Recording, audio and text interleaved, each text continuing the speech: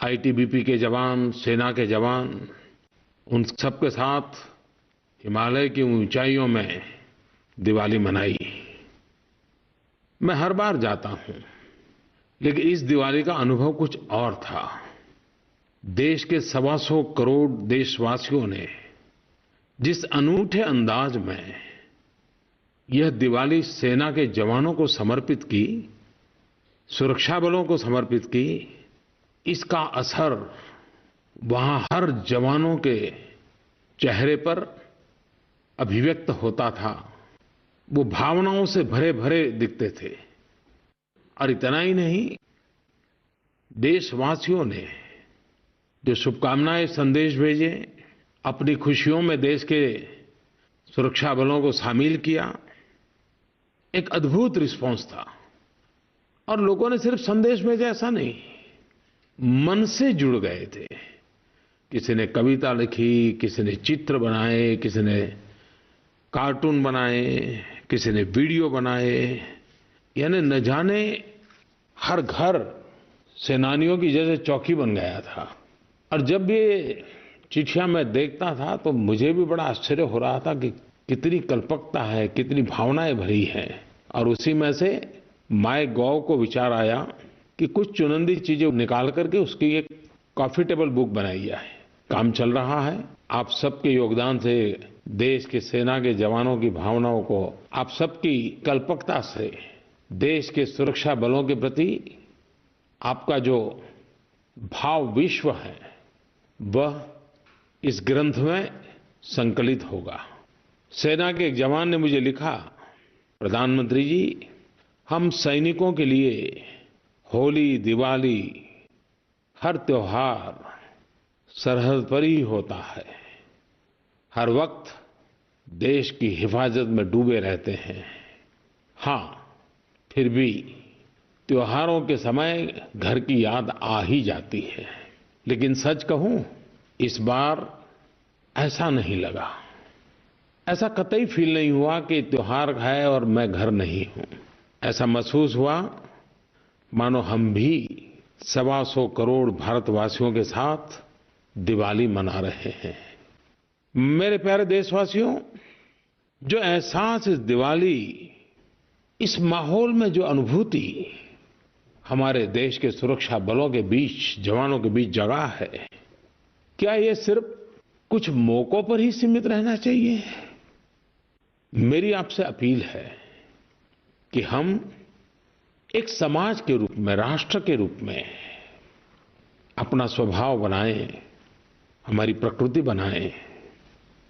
कोई भी उत्सव हो, त्योहार हो, खुशी का माहौल हो, हमारे देश के सेना के जवानों को हम किसी न किसी रूप में जरूर याद करें। जब सारा राष्ट्र सेना के साथ खड़ा होता है तो सेना की ताकत 125 करोड़ गुना बढ़ जाती है।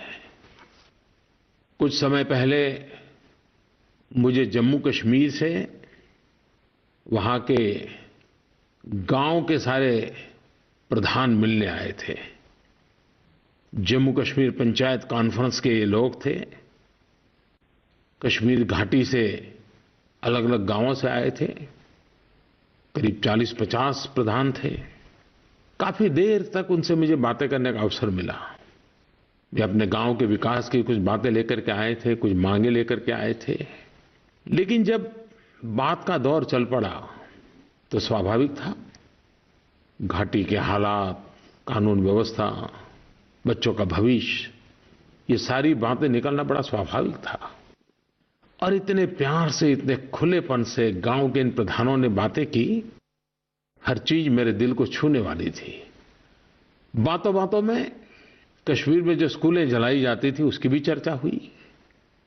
और मैंने देखा कि जितना दुख हम देशवासियों को होता है, इन प्रधानों को भी इतनी ही पीड़ा थी। और वो भी मानते थे कि स्कूल नहीं, बच्चों का भविष्य जलाया गया है। मैंने उनसे आग्रह किया था कि आप जाकर के इन बच्चों के भविष्य पर अपना ध्यान केंद्रित करें। आज मुझे खुशी हो रही है कि कश्मीर घाटी से आए हुए इन सभी प्रधानों ने मुझे जो वचन दिया था उसको भली भांति निभाया गांव में जाकर के सब दूर लोगों को जागरूक किया। अभी कुछ दिन पहले जब बोर्ड की एग्जाम हुई तो कश्मीर के बेटे और बेटियों ने करीब 95% 95% कश्मीर के छात्र छात्राओं ने बोर्ड की परीक्षा में हिस्सा लिया।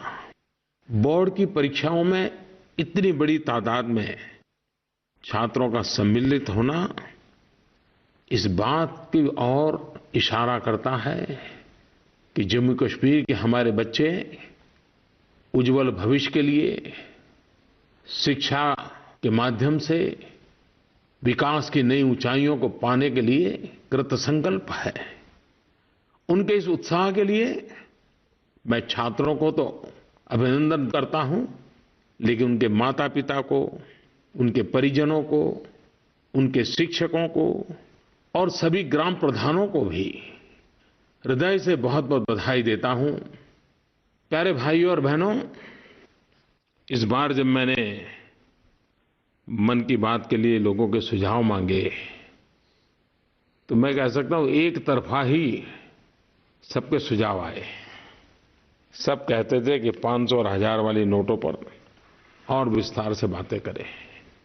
वैसे 8 नवंबर रात 8 बजे राष्ट्र के नाम संबोधन करते हुए देश में सुधार लाने के एक महाअभियान का आरंभ करने की मैंने चर्चा की थी।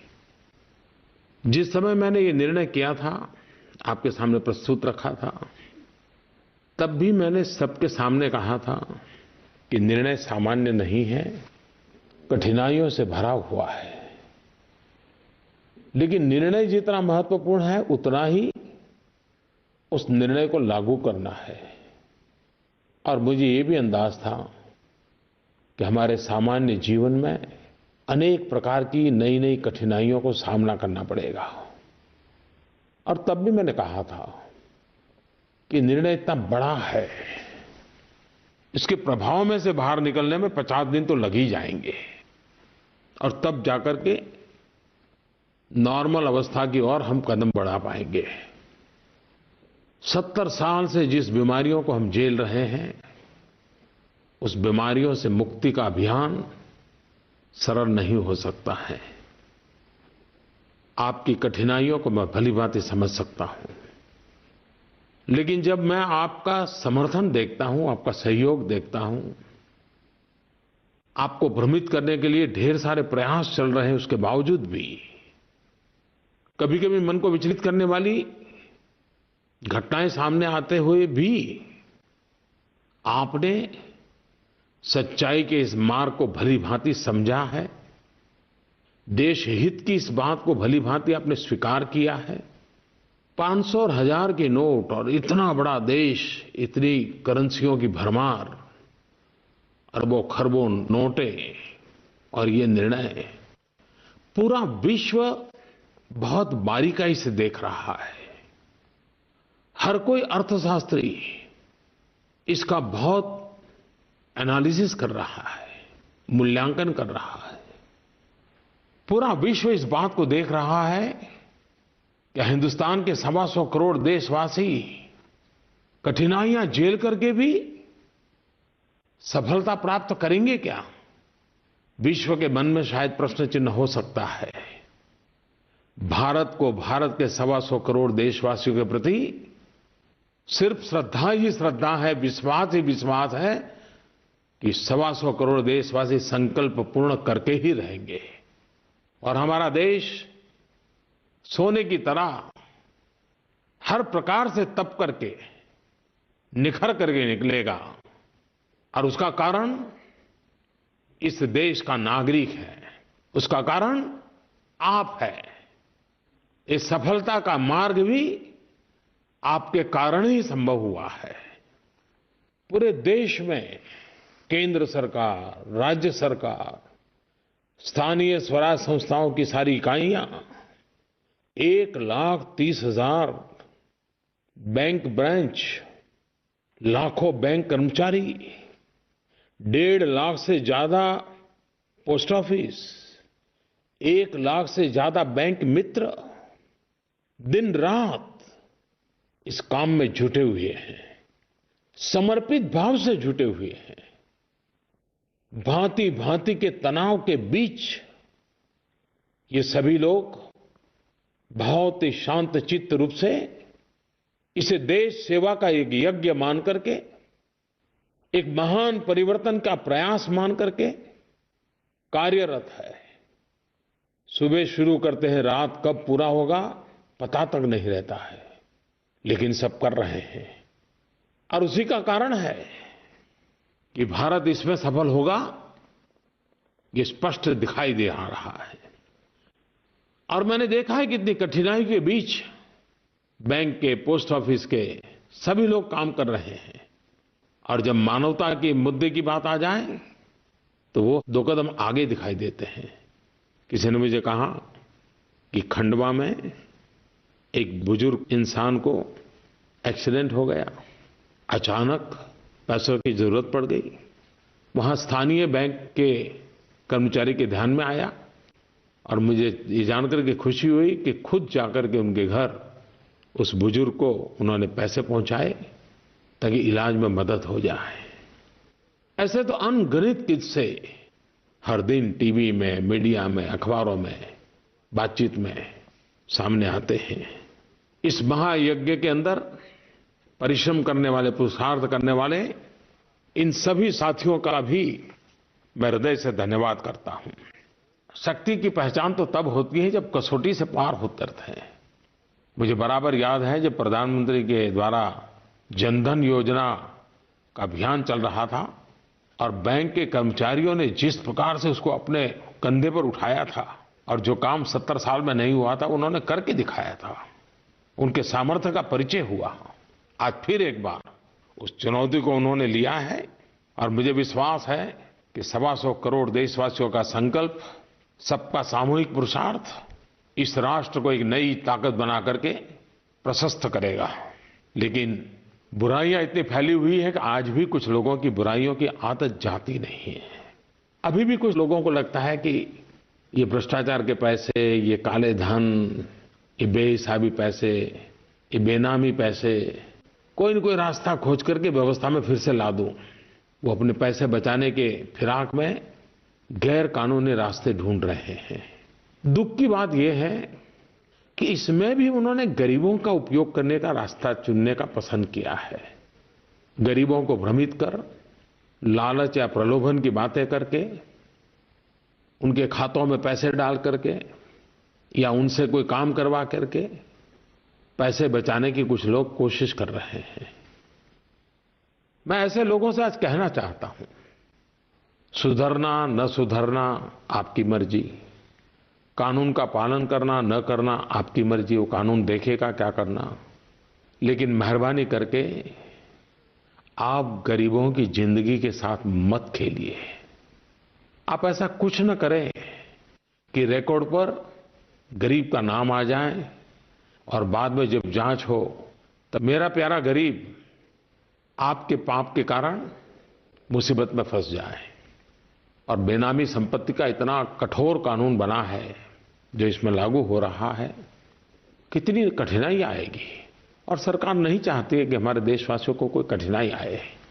मध्य प्रदेश के कोई श्रीमान आशीष ने इस 500 और 1000 का माध्यम से भ्रष्टाचार और काले धन के खिलाफ जो लड़ाई छेड़ी गई है, उन्होंने मुझे टेलीफोन किया है, उसे सराहा है। सर नमस्ते, मेरा नाम आशीष पारे है।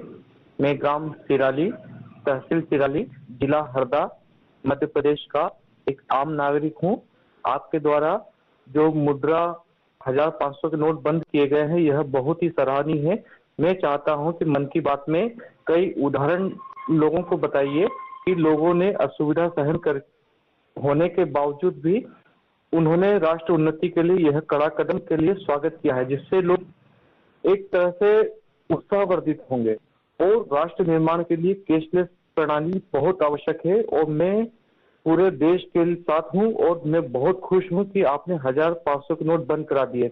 वैसा ही मुझे एक फोन कर्नाटक के श्रीमान येलप्पा वेलांकर जी की तरफ से आया है। मोदी जी नमस्ते, मैं कर्नाटक का कोप्पल डिस्ट्रिक्ट का इटनाल से गांव से येलप्पा वेलांकर बात कर रहा हूं।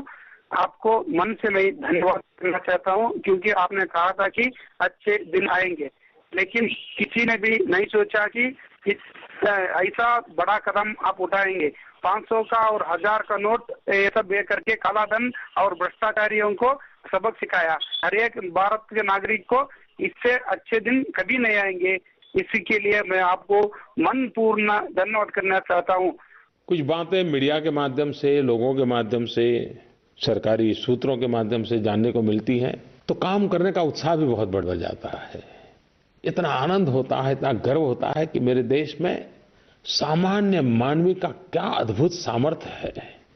महाराष्ट्र के अकोला में नेशनल हाईवे NH6 वहां कोई एक रेस्टोरेंट है, उन्होंने एक बहुत बड़ा बोर्ड लगाया है कि अगर आपकी जेब में पुरानी नोट है और आप खाना खाएं हैं तो आप पैसों की चिंता न करें, यहां से भूखा मत जाइए, खाना खा के जाइए, और फिर कभी इस रास्ते से गुजरने का आ जाए आपको मौका तो जरूर पैसे दे करके जाना। और लोग वहां जाते हैं, खाना खाते हैं और 2-4-6 दिन के बाद जब वहां से फिर से गुजरते हैं तो फिर से पैसे भी लौटा देते हैं।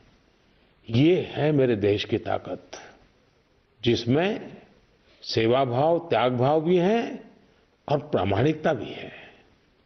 मैं चुनाव में चाय पे चर्चा करता था और सारे विश्व में ये बात पहुंच गई थी। दुनिया के कई देश के लोग चाय पे चर्चा शब्द भी बोलना सीख गए थे।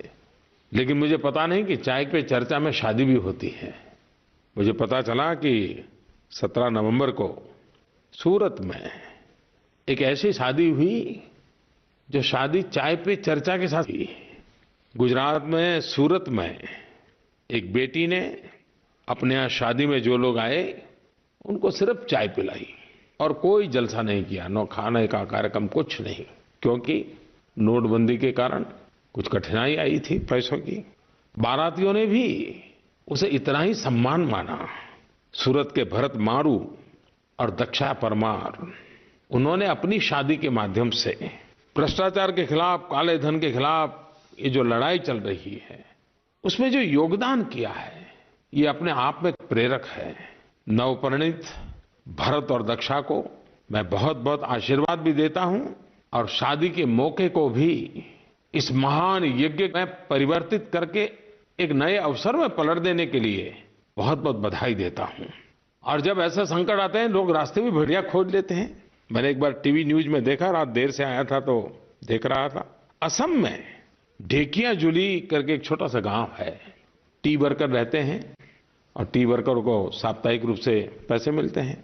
अब 2000 रुपए का नोट मिला तो उन्होंने क्या किया, 4 अड़ोस पड़ोस की महिलाएं इकट्ठी हो गई और चारों ने साथ जाकर के खरीदी की और 2000 रुपए का नोट पेमेंट किया। तो उनको छोटी करेंसी की जरूरत ही नहीं पड़ी, क्योंकि 4 ने मिलकर खरीदा और तय किया कि अगले हफ्ते मिलेंगे, तब उसका हिसाब अपन कर लेंगे बैठ करके। लोग अपने आप रास्ते खोज रहे हैं और इसका बदलाव भी देखिए। सरकार के पास एक मैसेज आया, असम के टी गार्डन के लोग कह रहे हैं कि हमारी ATM लगाओ। देखिए किस प्रकार से गांव के जीवन में भी बदलाव आ रहा है। इस अभियान का कुछ लोगों को तत्काल लाभ मिल गया है। देश को तो लाभ आने वाले दिनों में मिलेगा, लेकिन कुछ लोगों को तो तत्काल लाभ मिल गया है। थोड़ा हिसाब पूछा क्या हुआ है तो मैंने छोटे छोटे जो शहर है वहां की थोड़ी जानकारी पाई। करीब 40-50 शहरों की जानकारी जो मुझे मिली कि इस नोट बंद करने के कारण उनके जितने पुराने पैसे बाकी थे, लोग पैसे नहीं देते थे टैक्स के, पानी का टैक्स नहीं, बिजली का नहीं, पैसे देते ही नहीं थे। और आप भली भांति जानते हैं गरीब लोग 2 दिन पहले जाकर के पाई पाई चुकता करने की आदत रखते हैं।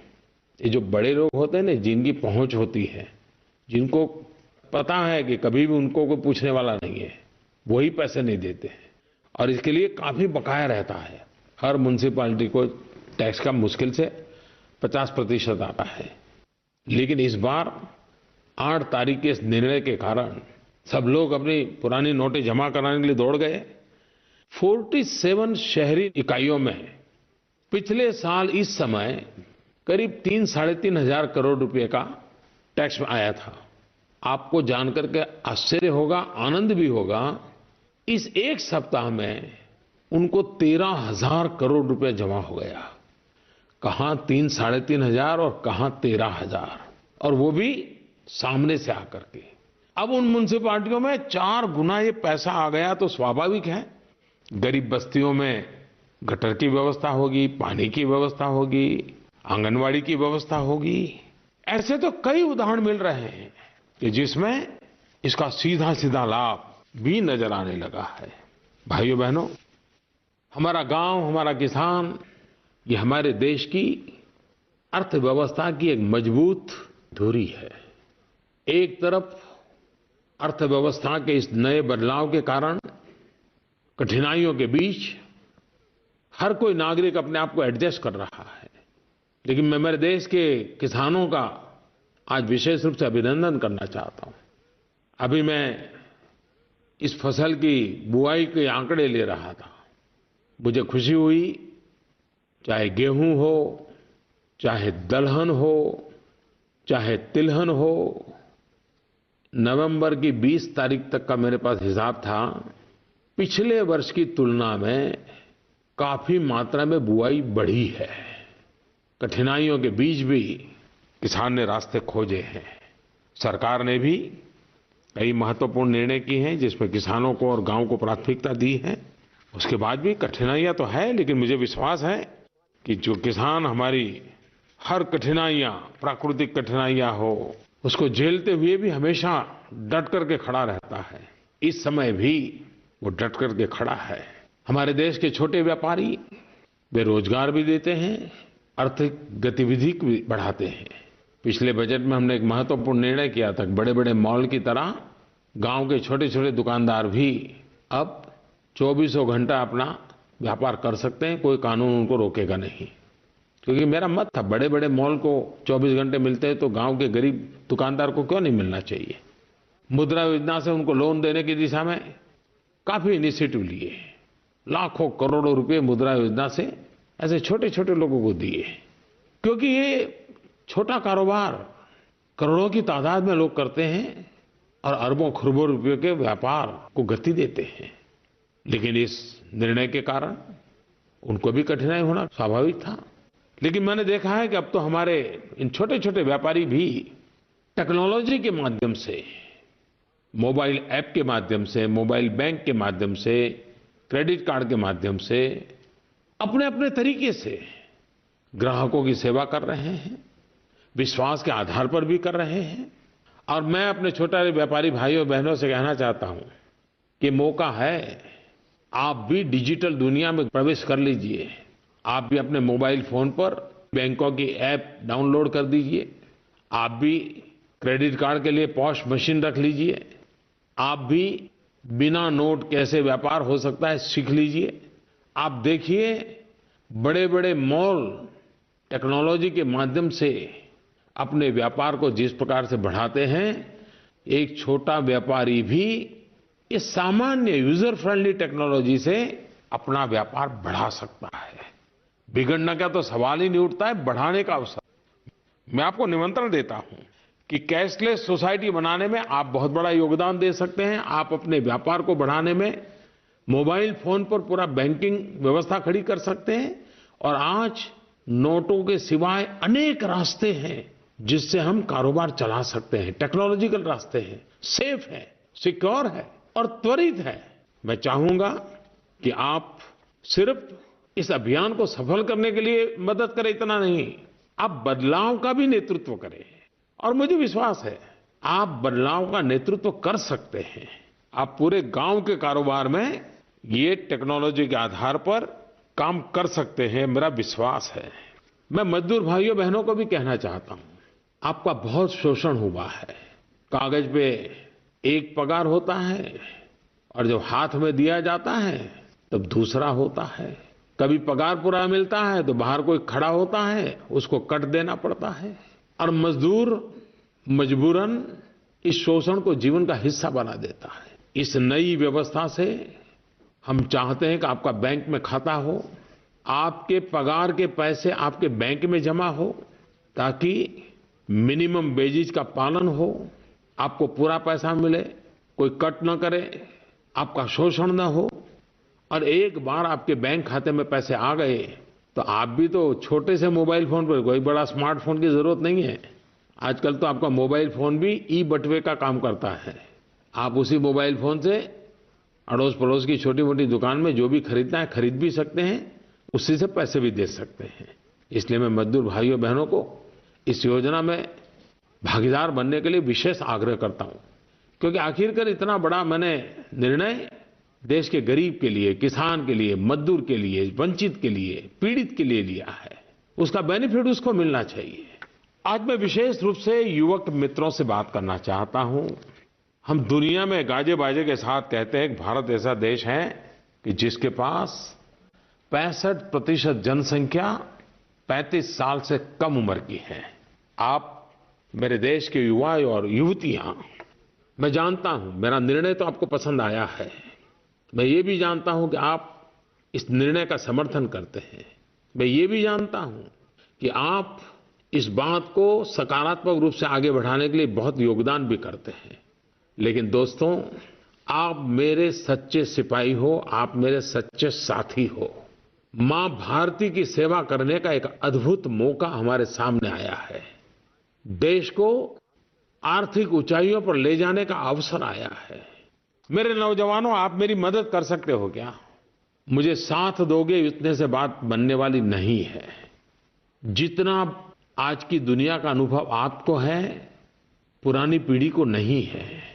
हो सकता है आपके परिवार में बड़े भाई साहब को भी मालूम नहीं होगा और माता पिता, चाचा चाची, मामा मामी को भी शायद मालूम नहीं होगा।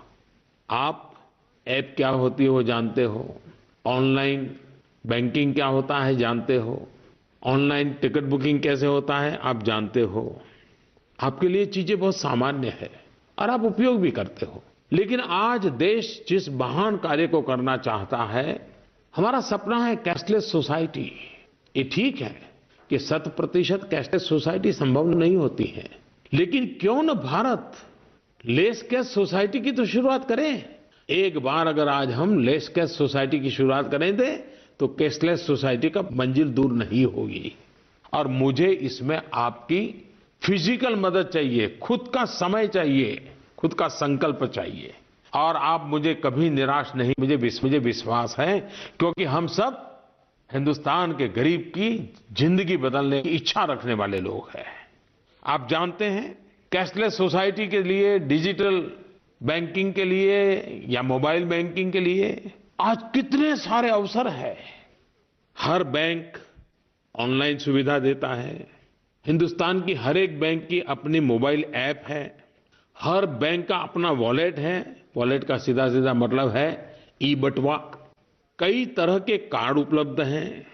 जनधन योजना के तहत भारत के करोड़ों करोड़ गरीब परिवारों के पास रुपे कार्ड है। और 8 तारीख के बाद तो जो रुपे कार्ड का बहुत कम उपयोग होता था, गरीबों ने रुपे कार्ड का उपयोग करना शुरू किया और करीब करीब 300% उसमें वृद्धि हुई है।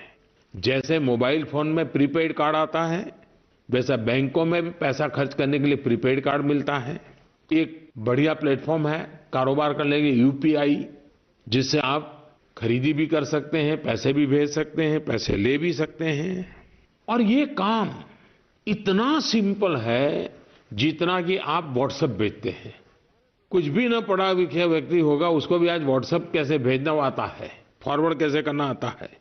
इतना ही नहीं, टेक्नोलॉजी इतनी सरल होती जा रही है कि इस काम के लिए कोई बड़े स्मार्टफोन की भी आवश्यकता नहीं है। साधारण जो फीचर फोन होता है, उससे भी कैश ट्रांसफर हो सकती है। धोबी हो, सब्जी बेचने वाला हो, दूध बेचने वाला हो, अखबार बेचने वाला हो, चाय बेचने वाला हो, चने बेचने वाला हो, हर कोई इसका आराम से उपयोग कर सकता है। और मैंने भी इस व्यवस्था को और अधिक सरल बनाने के लिए और जोर दिया है। सभी बैंक इस पर लगी हुई है, कर रही हैं।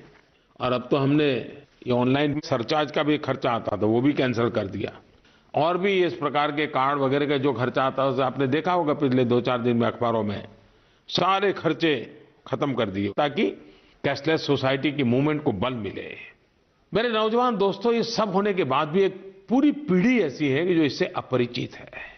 और आप सभी लोग, मैं भली भांति जानता हूं, इस महान कार्य में सक्रिय है। व्हाट्सएप पर जिस प्रकार के क्रिएटिव मैसेज आप देते हैं, स्लोगन, कविताएं, किस्से, कार्टून, नई नई कल्पना, हंसी मजाक, सब कुछ मैं देख रहा हूं। और चुनौतियों के बीच ये हमारी युवा पीढ़ी की जो सर्जन शक्ति है, तो ऐसा लग रहा है जैसे ये भारत भूमि की विशेषता है कि किस जमाना में युद्ध के मैदान में गीता का जन्म हुआ था, वैसे ही आज इतने बड़े बदलाव के काल से हम गुजर रहे हैं, तब आपके अंदर भी मौलिक क्रिएटिविटी प्रकट हो रही है। लेकिन मेरे प्यारे नौजवान मित्रों, मैं फिर एक बार कहता हूं, मुझे इस काम में आपकी मदद चाहिए। जी जी जी, मैं दोबारा कहता हूं, मुझे आपकी मदद चाहिए। और आप मुझे विश्वास है, मेरे देश के करोड़ों नौजवान इस काम को करेंगे। आप एक काम कीजिए, आज से ही संकल्प लीजिए कि आप स्वयं कैशलेस सोसाइटी के लिए खुद एक हिस्सा बनेंगे। आपके मोबाइल फोन पर ऑनलाइन खर्च करने की जितनी टेक्नोलॉजी हो, सब मौजूद होगी। इतना ही नहीं, हर दिन आधा घंटा, घंटा, 2 घंटा निकाल करके कम से कम 10 परिवारों को आप ये टेक्नोलॉजी क्या है, टेक्नोलॉजी का कैसे उपयोग करते हैं, कैसे अपनी बैंकों की ऐप डाउनलोड करते हैं, अपने खाते में जो पैसे पड़े हैं वो पैसे कैसे खर्च किए जा सकते हैं, कैसे दुकानदार को दिए जा सकते हैं, दुकानदार को भी सिखाइए कि कैसे व्यापार किया जा सकता है।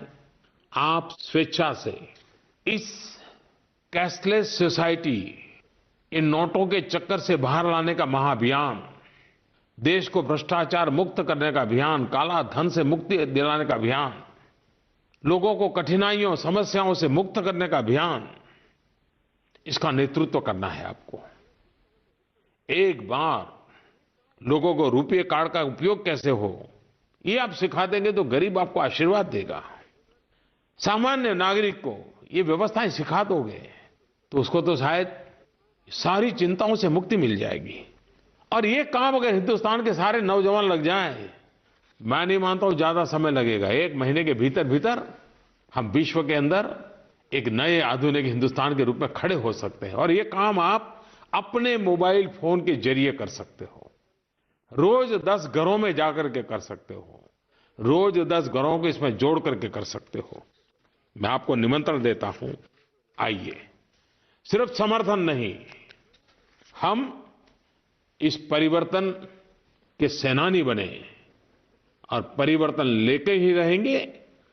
देश को भ्रष्टाचार और काले धन से मुक्त करने की लड़ाई को हम आगे बढ़ाएंगे। और दुनिया में बहुत देश हैं जहां के नौजवानों ने उस राष्ट्र के जीवन को बदल दिया है।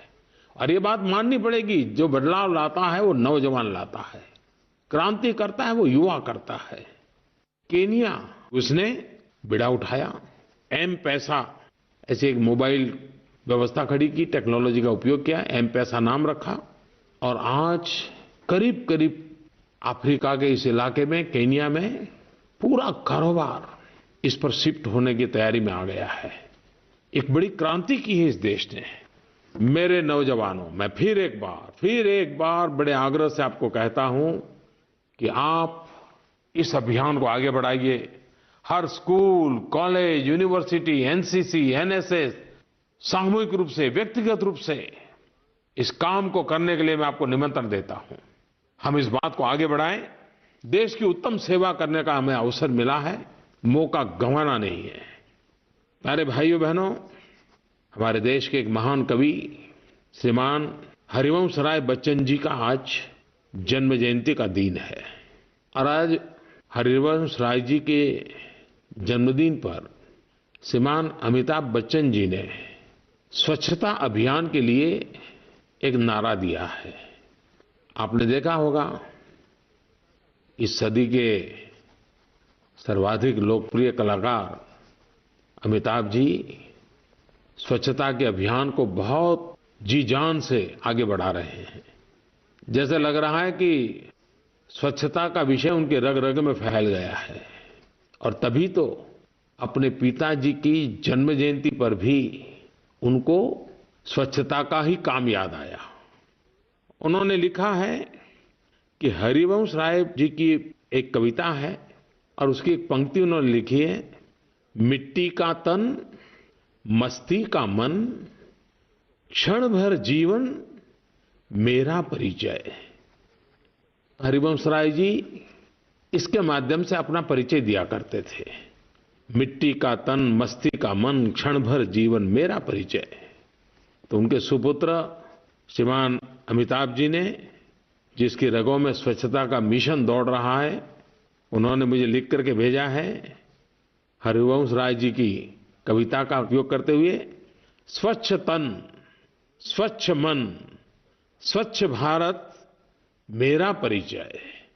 मैं हरिवंश राय जी को आदरपूर्वक नमन करता हूं।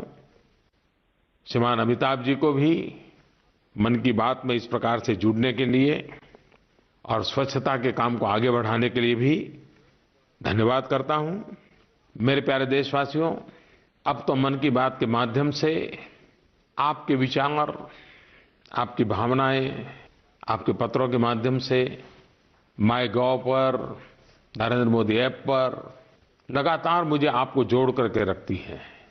अब तो 11 बजे ये मन की बात होती है, लेकिन प्रादेशिक भाषाओं में इसे पूरा करने के तुरंत बाद शुरू करने वाले हैं।